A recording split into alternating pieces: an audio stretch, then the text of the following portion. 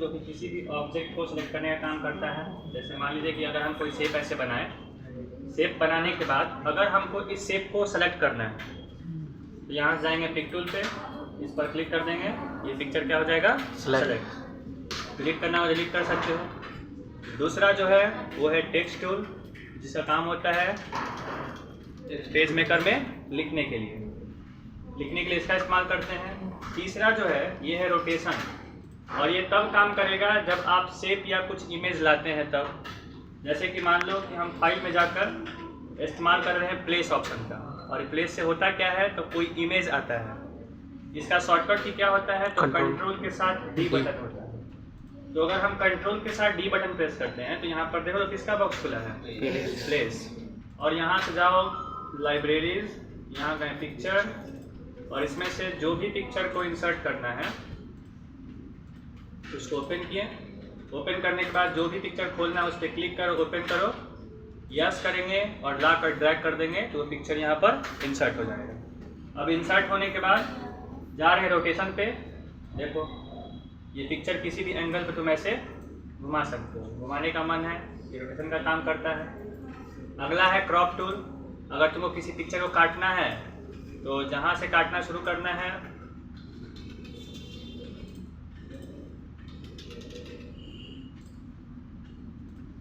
इसको हटा देते हैं, वापस कंट्रोल डी, यहाँ से कोई दूसरा फोटो लाते हैं, ओपन, इसको ड्रॉप किया। अब इसको थोड़ा काटना छाटना है तो क्रॉप टूल पे जाएंगे, जितना काटना है उतना तुम उतना रखो, और जितना रखना है और रखने के बाद छोड़ दोगे, इंटर प्रेस कर दोगे तो पिक्चर जो होगा वो क्रॉप हो जाएगा। देखो जितना रख रहे हैं सिर्फ वही बच रहा है, जो हटा दे रहे हैं वो पिक्चर इसमें नहीं है। तो क्रॉप करने का काम होता है क्रॉप टूल से, पिक्चर को काटता है।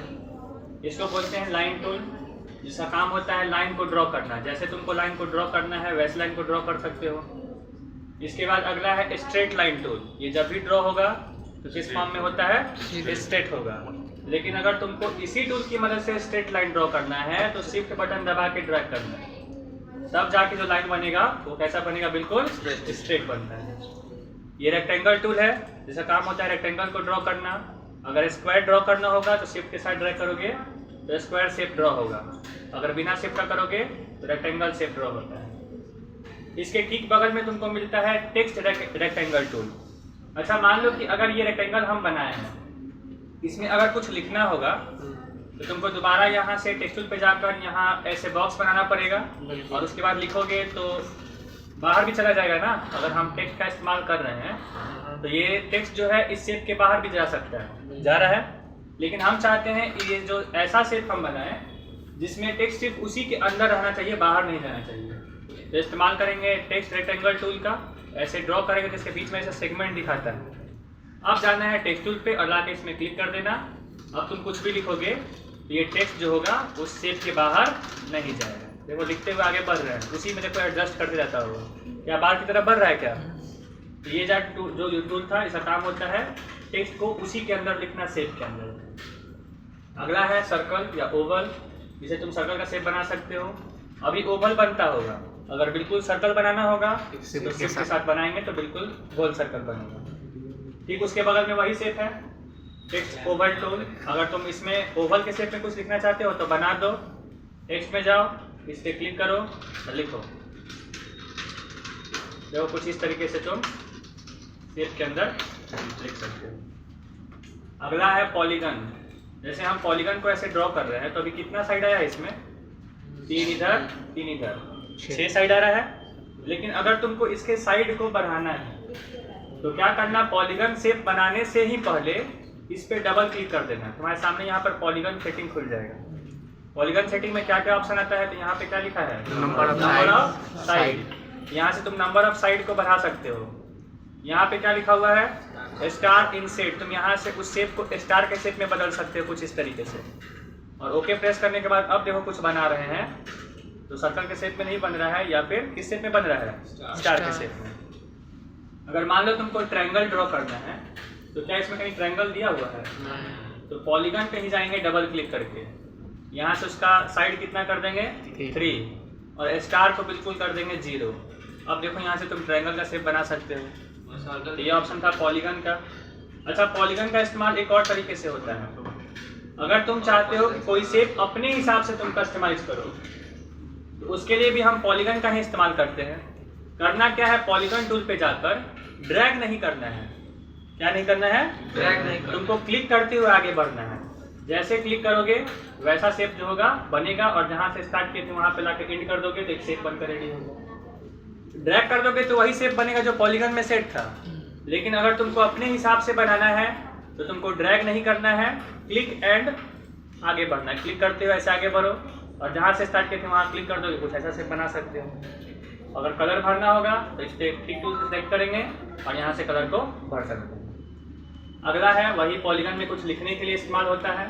हैंड टूल पिक्चर को ऊपर, पेज को ऊपर नीचे मूव करने के लिए होगा, और मैग्नीफायर जो होता है किसी पार्टिकुलर एरिया को जूम करने के लिए होता है, इसको बोलते हैं मैग्नीफायर। कंट्रोल 0 से बिल्कुल नॉर्मल हो जाएगा पहले जैसा। ये पूरा था टूल पेज मेकर का।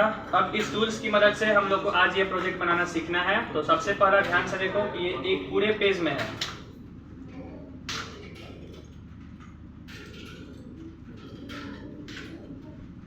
तो पहला काम है कि इसमें एक बॉर्डर हम लोग को बनाना है पेज के अंदर। तो यहाँ से लिए रेक्टेंगल टूल और पूरे पेज में ऐसे एक बॉर्डर को कर देंगे ड्रॉ।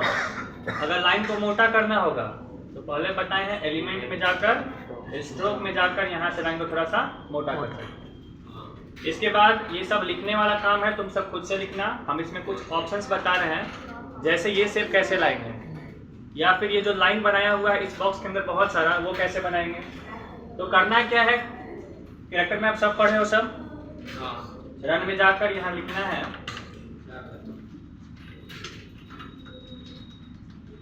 Star map. ये खुल गया, और इसमें तुमको वो शेप ढूंढना पड़ेगा, और मिलेगा कहाँ पे, सर्च करके नहीं तो वो शेप तुमको मिलेगा विवडिंग के अंदर। कौन से फॉन्ट के अंदर? विवडिंग्स में जाओगे तो इधर ही आसपास कहीं होगा, ये रहा, यही शेप है। क्या करेंगे, इसको सेलेक्ट, कॉपी, पेज मेकर पे आएंगे। वो एक टेक्स्ट है तो बनाएंगे टेक्स्ट बॉक्स, और बनाने के बाद कंट्रोल भी से क्या कर देंगे, पेस्ट, और इसको ओके कर देना। देखो वो शेप यहाँ पे आ गया होगा। अब इसको करेंगे सेलेक्ट, कंट्रोल शिफ्ट और ड्रैग कर देंगे, ये शेप बनकर आ गया। ये शेप भी लाना बता दिए। इसके बाद है कि ये शेप कैसे बनेगा, बहुत सारे वर्टिकल और हॉरिजॉन्टल लाइन के साथ। तो पहला काम है तुमको बनाना है एक रेक्टेंगल का शेप ऐसे। इसमें तुमको भर देना है ब्लैक कलर। कौन सा कलर भरना है? ब्लैक।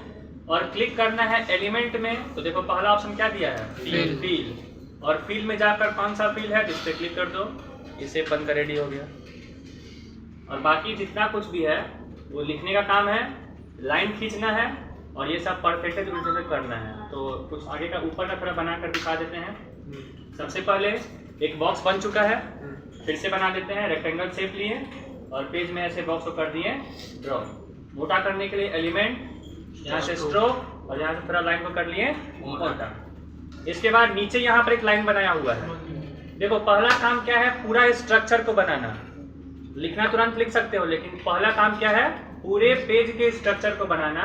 ये सब लाइन खींचना हो गया, इस लाइन को बनाना हो गया, ये बॉक्स बनाना हो गया। ये अगर बन जाएगा तुरंत लिख सकते हो सब। तो यहाँ से गए हम स्ट्रेट लाइन टूल पे, यहाँ पे कर्सर को रखें, एक लाइन को ऐसे बना दिए।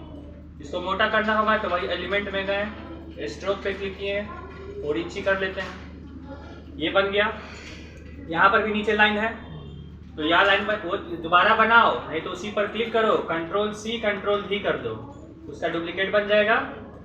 और इस लाइन को खींच कर लाकर नीचे यहाँ पे रख दो, दो लाइन बन गया। अब इसके बाद ये सब स्ट्रक्चर बनाना हो गया। अच्छा, एक और इसका डुप्लीकेट करो, और इसको लाकर इसके नीचे ठीक यहाँ रखो।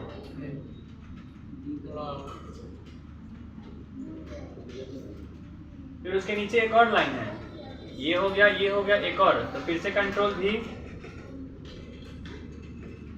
और इसको पकड़ के यहाँ ला कर। फिर ये सब लाइन खींचना है, वो सब लाइन खींच के बना सकते हो। तो पकड़ो, बना सकते।